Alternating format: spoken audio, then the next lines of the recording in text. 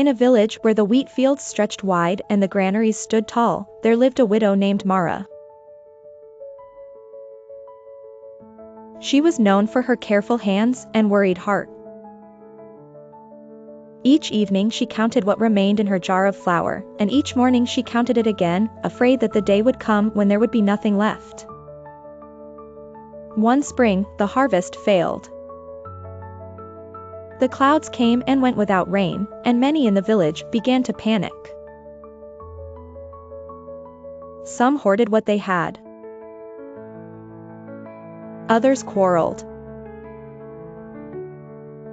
Mara tried to be wiser than her neighbors, but fear made her sleepless. She took an old sack and began to store bread from market day to market day, though she had barely enough coins for living. One afternoon, as she sat outside her door, a child from the road came asking for water. Mara looked at the little cup in her hand and thought, if I give this away, what will I have later? But the child's lips were dry, and something in her remembered the mercy of God. She filled the cup and handed it over. The child smiled and said, "My mother told me that God notices even a cup of water." Then he ran on his way. That evening, Mara opened her jar and found the flour had not measured out as expected. Some had been used that morning, yet there was enough for supper. The next day, to her surprise, a neighbor who had harvested more than he needed brought her bread, saying, "I thought of you during prayer."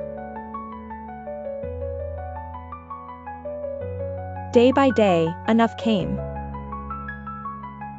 Not always in the same way, not always in the same amount, but always in time. Mara discovered that God had not promised her a storehouse for years to come, he had promised her a father for each day. And when the poor came to her door, she no longer asked first, "Will I have enough if I give?" but, "Has the Lord given me bread for today?" At last, when the rains returned and the fields grew green again, Mari understood what she had learned in famine. Peace does not come from holding enough for every future hour, but from trusting the one who gives what is needed for this hour. The lesson of the story is this: God calls us to trust him for today's bread, as mentioned in Matthew 6 verse 11, because his provision and mercy are sufficient for each day.